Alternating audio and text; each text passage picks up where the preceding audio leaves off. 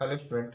Today I am starting a new chapter, lines and angles. ठीक है, तो lines and angle आपका chapter number 6 आपके टेक्स्ट बुक का। लाइंस एंड एंगल्स स्टार्ट कर रहे हैं आज हम लोग। देखो, लाइंस और एंगल्स के बीच पहले हमें लाइंस का डेफिनेशन क्या है, एंगल वो सब पता होना चाहिए।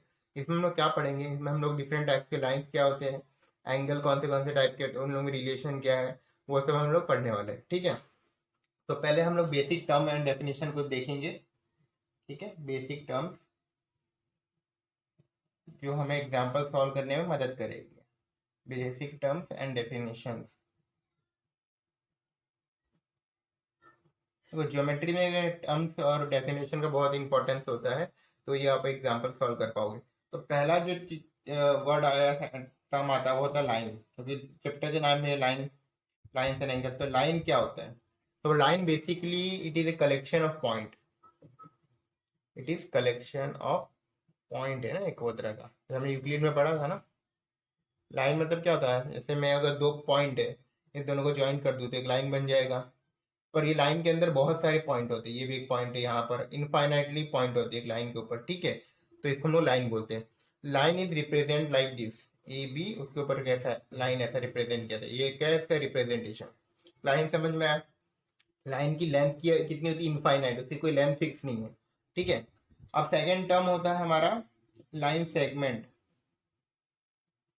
लाइन सेगमेंट, तो लाइन सेगमेंट क्या होता है आपका, देखो, line segment is a part, it is a part of a line, line का एक पार्ट है विथ टू एंड पॉइंट।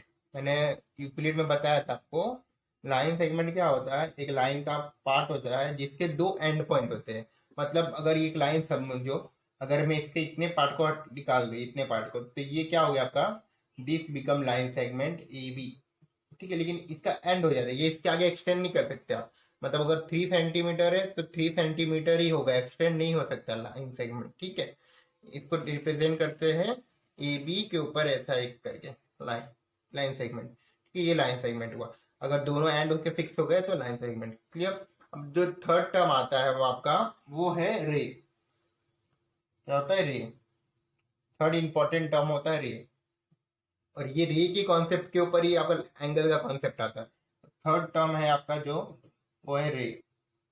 रे is also a part of line, ray is also part of line with one end point. लेकिन उसके and point कितने होते हैं, सिर्फ एक होते हैं, विथ वन एंड पॉइंट। ठीक है, जैसे कि ये इसका एंड हो गया, मतलब यहाँ पे इस साइड से एक्सटेंड नहीं कर सकते, लेकिन from this side we can extend. ठीक है, तो अगर ए और बी में नाम दूं तो ए के साइड से एक्सटेंड नहीं कर सकते आप, लेकिन बी के साइड से एक्सटेंड कर सकते हो। इसको रिप्रेजेंट कैसे करते हैं, ए बी के ऊपर ऐसा एक एरो। ठीक है, तो ये आपका हो गया लाइन, लाइन सेगमेंट एंड रे। क्लियर? दिस का तीनों के बीच में डिफरेंस आपको पता होना चाहिए। ठीक है, अब देखो, अब ये तीन टर्म हो गए। अब चौथा जो टर्म है, फोर्थ टर्म, वो है कोलिनियर पॉइंट्स। क्या कोलिनियर पॉइंट्स का मतलब क्या होता है, देखते हैं। देखो, नेक्स्ट टर्म आपका इंपॉर्टेंट है, वो है कोलिनियर पॉइंट। कोलिनियर पॉइंट, ठीक है।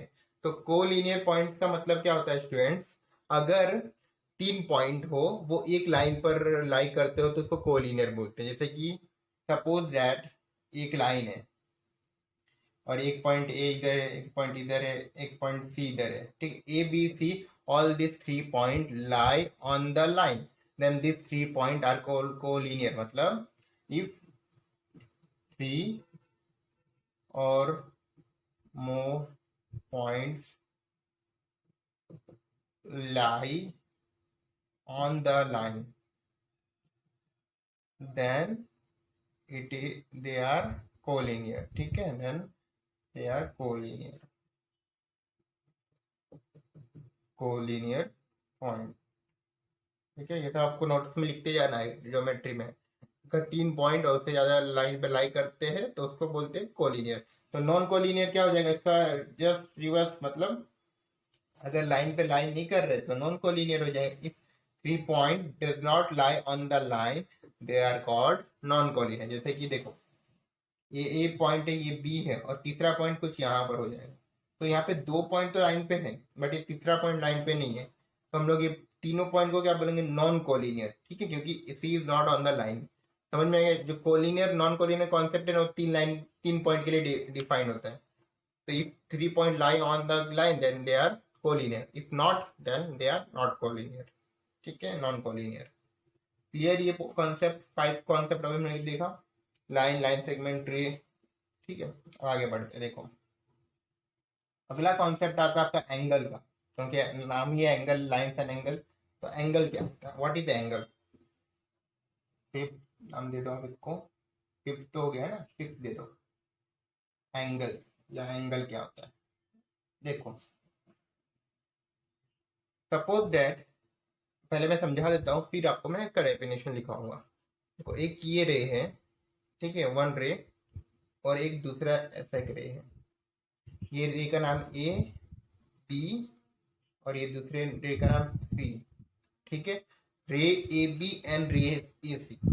ये रे ए बी और ए सी के बीच का जो ये पोर्शन होता है ना, उसको ही बोलते हैं एंगल. ठीक है, क्या बोलते हैं हम लोग, एंगल. तो मैं आपको डेफिनेशन लिखवा रहा हूँ, फिर आपको और फिर इससे एक्सप्लेन करूंगा. देखो डेफिनेशन क्या है. Angle is form when two rays originate from the same end point.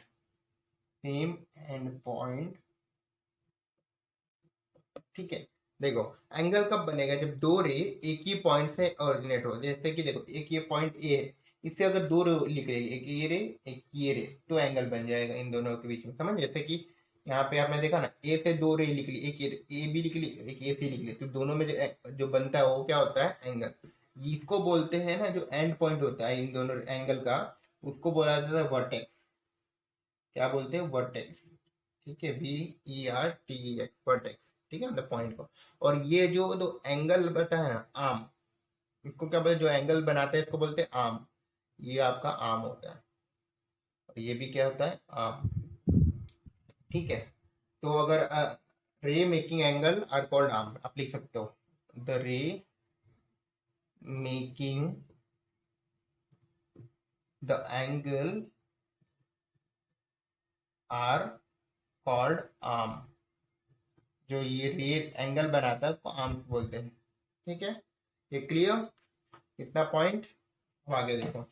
और ये वर्टेक्स मैंने बता दिया, वर्टेक्स क्या होता है, और इसको रिप्रेजेंट कैसे करते हैं. रिप्रेजेंट करने का तरीका होता है, देखो इसको अगर मैं नाम दूं, यहां से अगर स्टार्ट करना होगा तो सी ए बी लिख सकते हो ना इसको. तो लिखोगे एंगल, ये एंगल का साइन है, A B, C A B. या you can also write in this way, यहाँ से भी स्टार्ट करके लिख सकते हो, एंगल बी ए सी, दोनों राइट है. ठीक है, कोई दिक्कत नहीं, दोनों सही है. Angle C A B, B A B. बस हमेशा याद रखना, जहां पर ये वर्टेक्स होता है ना, वो हमेशा मिडिल टर्म होना चाहिए, मतलब बीच में वो वर्टेक्स आना चाहिए. ठीक है, तो सी ए बी या B A C both are right. Clear. अभी एंगल के हम लोग टाइप्स देखेंगे, एंगल कितने टाइप्स के होते हैं. ठीक है, ये सब बेसिक डेफिनेशन है, कॉन्सेप्ट है, वो सबके ऊपर ही आप क्वेश्चन करने में इजी होगा. देखो अभी टाइप्स ऑफ एंगल देखते हैं हम लोग. Types of angle.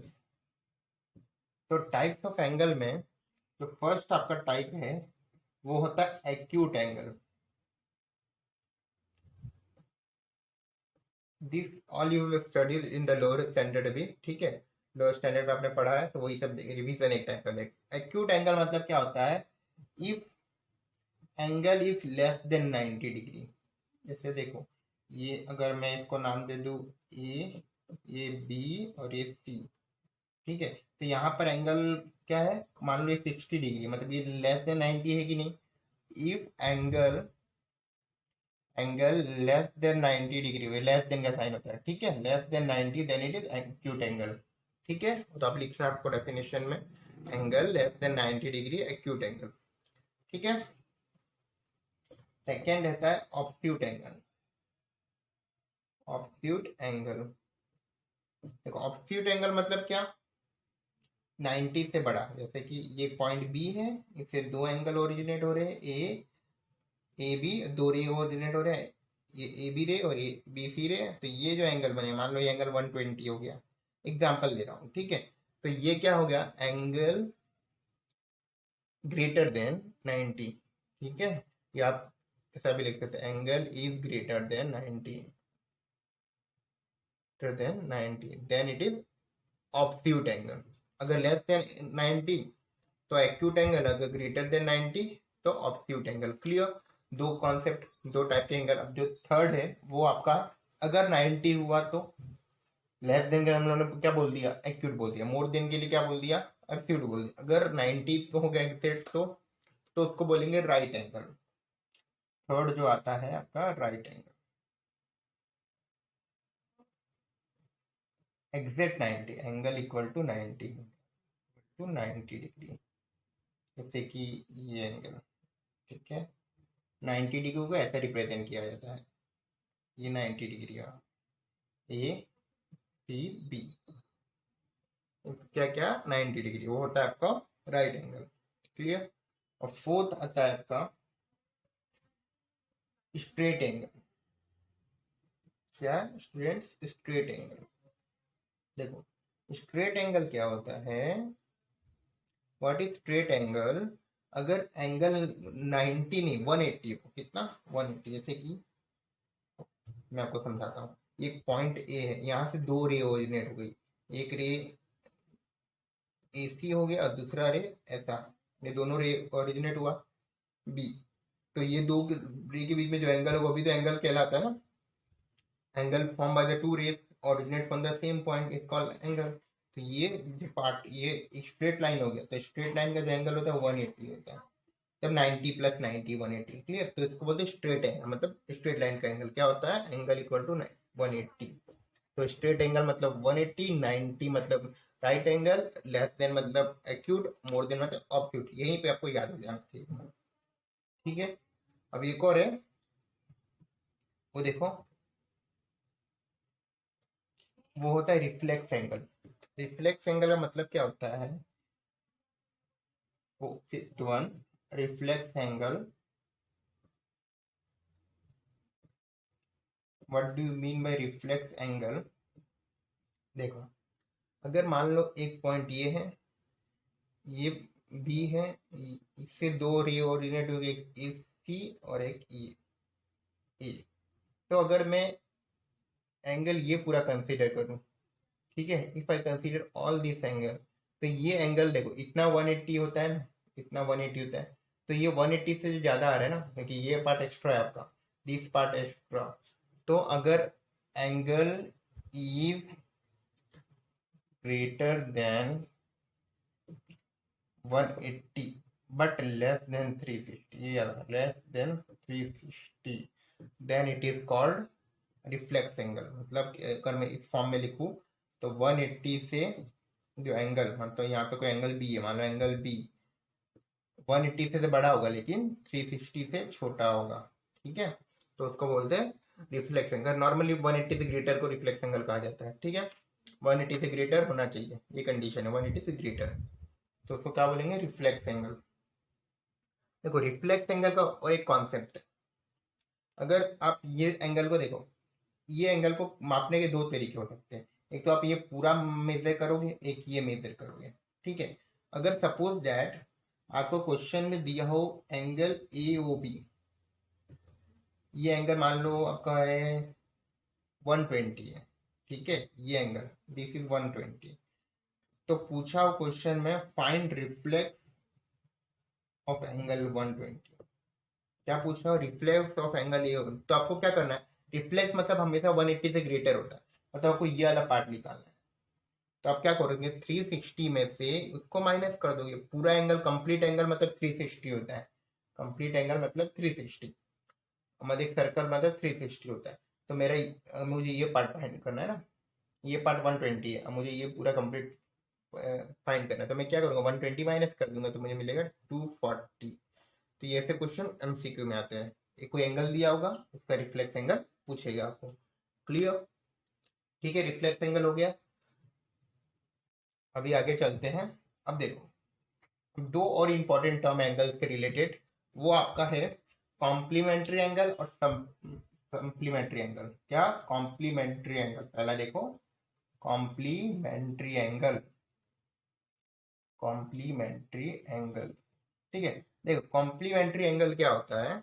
Complementary angle हमेशा दो एंगल के लिए काम करेगा, आपको याद रखना। जैसे कि मैं एग्जांपल देता हूँ आपको। मान लो एग्जांपल में एक 30 है एंगल, दूसरा 60 है, 60 डिग्री 30 डिग्री में, तो दोनों को प्लस करने पे कितना आ रहा है? 90 आ रहा है। मान लो दूसरा है 45 और 45, तो ये दोनों को भी प्लस करने पे 90 आ रहा है, आ रहा है ना। अब मान लो 20 एक एंगल, दूसरा एंगल है 80, तो ये दोनों को भी प्लस करने पे 80 प्लस 20 90 आ, सॉरी ये 10 मान लो इसको, तो 80 और 10 90 आ रहा है। तो ऐसे एंगल को क्या बोलूंगा आप? कॉम्प्लीमेंट्री। ठीक है, क्या बोलोगे? कॉम्प्लीमेंट्री। तो इसका डेफिनेशन आप खुद से लिख सकते हो। If the sum of two angle is 90 degree, then they are complementary। Complementary मतलब एक दूसरे का कॉम्प्लीमेंट्री एंगल है। अब ठीक है, कॉम्प्लीमेंट्री एंगल्स। अब मुझे बताना क्वेश्चन किस प्रकार का है। जैसे देखो आपको कोई पूछेगा find the complementary angle of 30 degree, तो 30 डिग्री का कॉम्प्लीमेंट्री क्या होगा?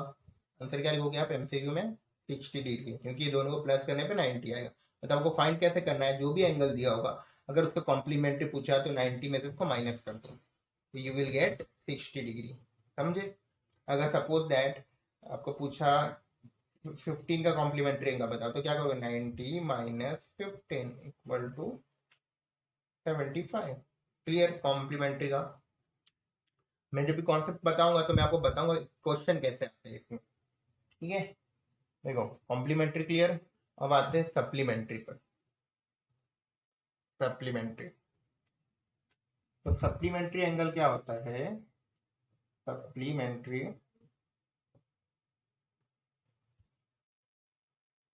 Supplementary angles. ठीक है, देखो सप्लीमेंट्री एंगल मतलब कॉम्प्लीमेंट्री में क्या था? दो एंगल का सम 90 होना चाहिए, तो सप्लीमेंट्री में क्या वो 180 सम होगा। जैसे कि मानो 120 और 60, दोनों को प्लस करने पे कितना आ रहा है? प्लस करोगे तो आप 180 मिल रहा है।